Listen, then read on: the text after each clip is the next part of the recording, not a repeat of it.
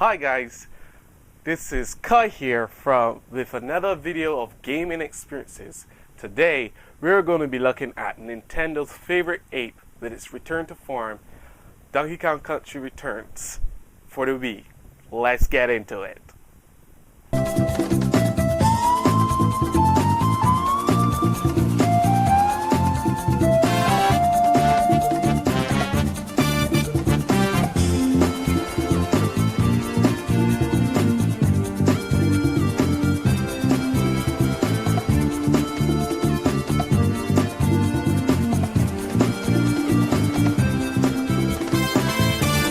Donkey Kong Country Returns is a 2010 side-scrolling platforming game from this now-known famous studio, Retro Studios, with publishing from Nintendo. The go-ahead from Nintendo, they published it for the Wii. Now I could vividly remember the E3 where this was shown off. There was not much going on. I think we had that taste of Wii music still in our towns, and it was not good. And then they showed off this game. I literally went bananas. But seriously, look, that made E3 for me. A lot of other things got announced at E3, and I can't really put my hand on what happened. But I remember vividly when they showed the second stage, the starting of the second stage of Donkey Kong Country Returns, and I'm so glad I bought a Wii. It was years after Decade Beats on GameCube, so it was really hard to just guarantee that Nintendo could stay true to form with Donkey Kong Country, and I thought they were going to let it be more experimental, just like how Kirby is more experimental for Nintendo, and keep Mario flagship platformer all the time. But to my surprise, when they announced Donkey Kong Country Return, I was happy as a lamb.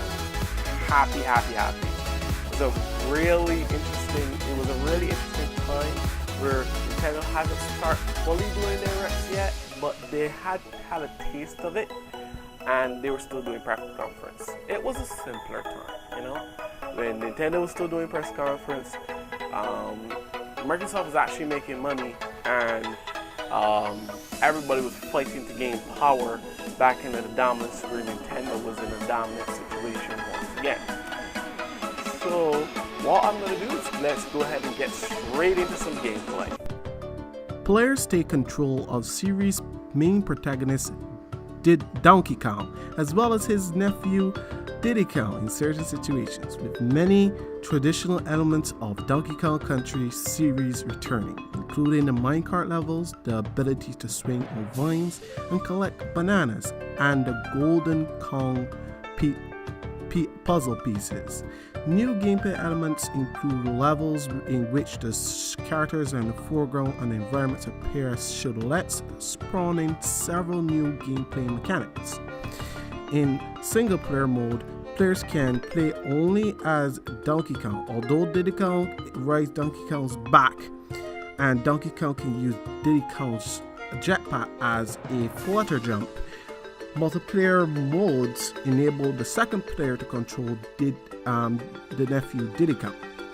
If a player character dies in two-player mode, it can be brought back by using the other character to hit the DK barrel that floats into view, a similar mechanic to the one used in Super Mario Bros. Wii U to avoid problems arising from your different level and skills as a player. Diddy Kong can hop on the Kong back to take a more passive role to help him, while giving him the ability to ascend the flutter jump once again in two-player mode. Both Donkey Kong and Diddy Kong can pound the ground to defeat enemies and unveil secret items.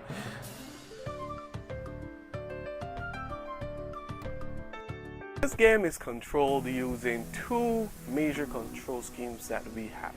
You can control it either using the Wii and nunchuck combo, which is Wii and nunchuck, or you could turn your Wiimote sideways like a traditional NES controller, where 2 is the button that you jump with and 1 is the button that you attack with, and your directional pad, and you use this as a controller. You use the rumble, the motion control for one of your additional moves to give it a little bit more of a, everything had motion control back in the day. So that was used, and it was used really well, I might add. Simple but yet effective. Shake the remote up and down to ground pound. Basically, that's what it was. My preferred method of controlling the game was classic mode because I'm old school like that, but more modern players preferred swear by the nunchuck and remote control, like my cousins and stuff. So the next thing you need to know is that some interesting people came back. We didn't get all the animal buddies back in this game, but we did get 2. We got Rambo for some of the stages. Fairly limited, was not fully utilized, but the stages he was in, he was fairly fun.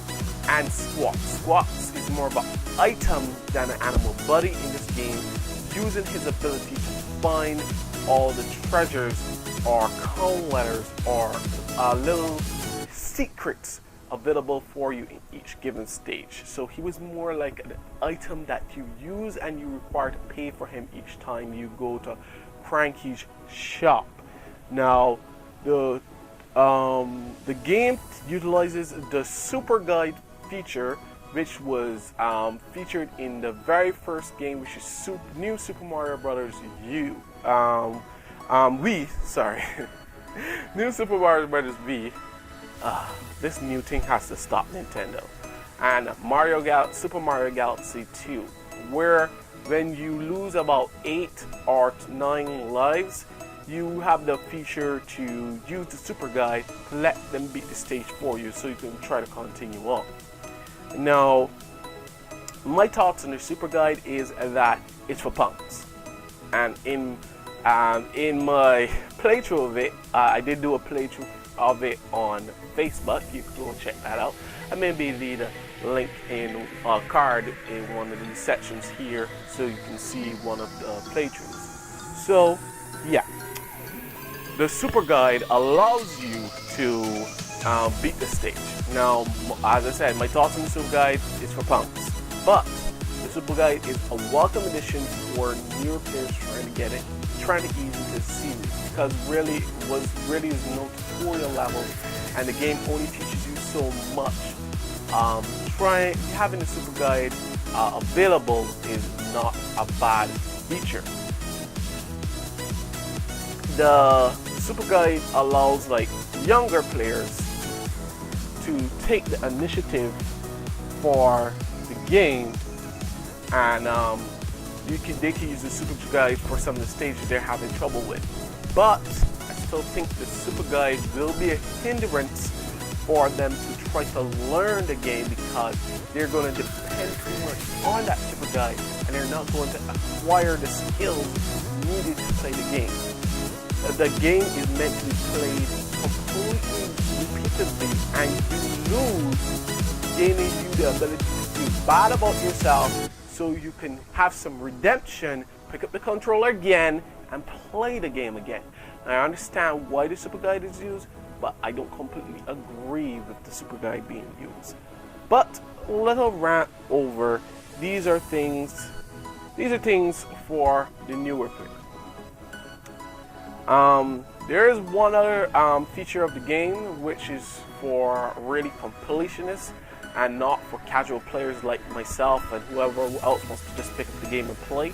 It's the Golden Temple. Now there's secret special orbs you get each stage, which each temple stage which unlocks the Golden Temple.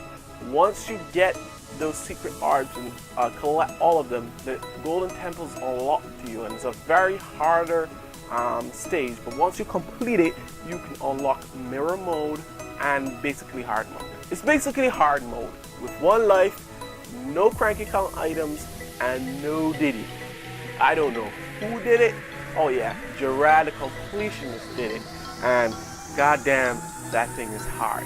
I unlocked the temple and I beat the stage, but I've not played through mirror mode. And I vividly remember my cousin erasing my file by mistake, my completed file by mistake. So I don't have that file anymore. But trust me on it, I didn't even want to play it. It's that hard.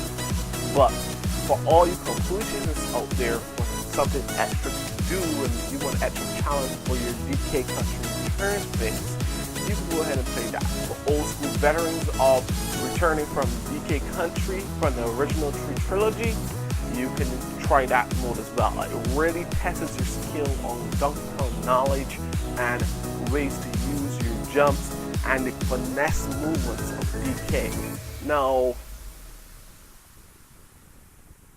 Now, let's just go ahead and get into the story, and then I'll let you know about my final thoughts on the game. Let's get over to the story. The game story revolves around creatures known as tikis, which are new to the series. There are different types of tikis to fill the role of the antagonist in the story, replacing the Kremlins from the original Donkey Kong Country trilogy.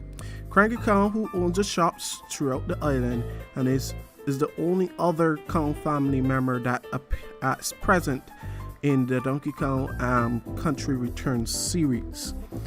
The story begins when a group of evil tikis known as the Tiki Tak tribe arrives on the Donkey Kong Island after being awoken by a volcanic explosion, and plays music to hypnotize the animals on the island to steal Donkey Kong Banana Horde. Since Donkey Kong is resistant to the Tiki's music, he works with his cousin Diddy Kong to retrieve his horde of bananas from the Tikis throughout the game. The pair travels through 8 worlds to recover stolen bananas and the jungle, beach, the ruins, the cave, the forest, the cliffs and the factories, and finally the volcano. In each world they must defeat a Tiki Tak tribe leader, Kimbala, the Maraca triplets, Gong, Banjo, pan flute, xylophone, accordion, who hypnotizes other animals in the jungle to fight for them. Tiki Tong and Tiki Tak tribe king. After Tiki Tong is defeated, the Kongs are launched into space, where they punch down the moon, which crushes the Tiki Tong base and sends bananas flying everywhere. Now, my final thoughts in the game, guys. Donkey Kong Country Returns is a great gaming experience. It's a very good pick up and play game, and it's going to be very hard to put it down until you really beat the game. Now, for really players who are really young and new to the platforming series, this E rating might be because it's nice and friendly and it's Nintendo, but this game is hard, especially getting up to the later levels. It's a real chore to beat some of the game mechanics, which I'm going to get into shortly. But it feels so close to the original trilogy back on the Super Nintendo, my baby. I can't give it no other than a high rating like everyone else. It has 8.5, I think, on Metacritic. I haven't checked back, but 8.5, 8.6, I think last time I checked before doing the video. This game is that good. It's on the Wii, and yeah, people talk about Wii has a lot of shovelware, but this game, this is nothing but quality, and this is what Retro Studios is known for. From the original, the Prime trilogy, the Metroid Prime trilogy, to this, I have nothing but high praise for Retro Studio moving forward, and we'll get into the next game in the series, which is Donkey Kong Tropical Freeze at another time. But some things that I didn't like about Donkey Kong Country Returns. platforming and some of the additional levels to mix up the platforming formula was finicky. The jumping and the timing for those jumps are finicky. Yes, the mechanics are teach to you, but when you think you master the mechanics and they throw a curveball which you weren't expecting to mess up the same mechanics that they established just a few seconds ago, which makes it frustrating for newer players, and for old vets it's infuriating because you learned something, you want to apply the same knowledge that you learned with a little few extra twists thrown in, but they throw this curveball at you, you die, you feel frustrated, and then you have to go back to the exact same point of where you died to have a go at it again. And sometimes the checkpoints are really far from the place where you die. You have to go through a similar set of routines again and again and again. I do recommend just going to my gameplays and checking out what I actually mean by that. But yeah, if you watch my gameplays, you'll get an understanding of what I mean by one mess up and you're pretty much die. Punishing in this game it punishes you lightly in the lower levels, but in the harder levels, when you die, you lose Diddy for the rest of the remainder of that section of the game, and you have to traverse that thing without Diddy. And Diddy is like needed in certain sections of the game. I mean, it's an actual requirement to make some of those jumps, and it pisses people off, including myself, and it just makes people frustrated, and people who are young to the game are going to feel even more frustrated to at least try to get through. I know it was made for the intention of older fans of the returning DK. That's why it's called DK Returns and not just DK New Wave or anything like that. DK Returns is a return to form, but I still mean that Retro Studios should have tightened up that platforming for our vets, because some of those jumps I know I made and DK just falls through, or there's a phantom platform before the platform and then you fall because the platform starts to fall and then DK wasn't on the platform, and it frustrates you again and again. Another thing that's really bad, and I know a lot of people know that I've been coming up for this, so rant alert right now. It's the barrel levels. I hate with a goddamn passion of a burning thousand suns those barrel levels. Those barrel levels are horrendous. Now we have the platforming levels, the different mix up levels with the platforming, new gimmicks and material, the returning minecart levels. We didn't get the swimming in this game. We are going to get the swimming in this game. I've seen it. Stay tuned for that. But we got the barrel levels instead of the swimming, which I thought was absolutely, positively atrocious. These barrel levels, you have to be precise. And even when you think you're precise, you get hit by some bullshit foolishness that comes off the screen so fast you don't have time to react because the barrel is so finicky and you have to maneuver around. You're gonna lose a lot of lives, and if you're not proficient of gaining and getting free lives, even though the game throws them at you, if you're not proficient enough in platforming like a younger person per se, you're going to end up going to cranky and spending your precious banana coins on lives, where you could have been spending your banana coins and getting banana juice or an extra heart for some of the harder stages that you might need the extra heart for, or squawks for the secret gain. And if you like that aspect of finding all the secrets in the game, you want to spend your bananas on those precious lives because you want to keep playing and want to see what's going to be on the distance horizon. But yeah, those what blemish the actual tarnish what might be actually a really good perfect game for Donkey Kong down to a really good game for Donkey Kong. Now, not to say the original trilogy didn't have its bullshit moments too. We had those, especially the barrel stages. The barrel stages got better in this game, but the barrel rocket did not. I mean, like seriously, you improved the barrel stages from Donkey Kong Country 1, 2, and 3, the original trilogy, and you made some other bullshit thing to make it even more frustrating, I don't know what with you guys.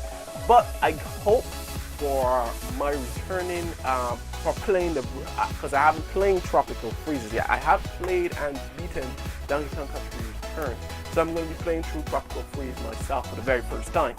So I hope they do fix all the complaints I'm having here right now with the barrel levels, and also fix some of the finicky platforming segments of the game. I'm throwing some new elements, and I think I might be just a happy camper. I've seen some gameplay of it, and I'll leave a link in the description so you can check that out yourself. But that's about it. I think this game is a really good game, and it gets my seal of approval. You must play it, you must own it, it must be in a part of your collection in any form. I don't know if it's virtual console on the Wii. Get it. Just get this game. You're going to be a happy camper. Even if you don't get past some of the stages, for your younger audience, use the super guide, be a punk, and look at the super guide and learn what he's doing, and try to apply it to other stages when you get the chance. So this is Kai signing off. If you like the content on my channel, I appreciate a like, a subscribe if you want to see more, and look forward to Donkey Kong Tropical Freeze in the next review.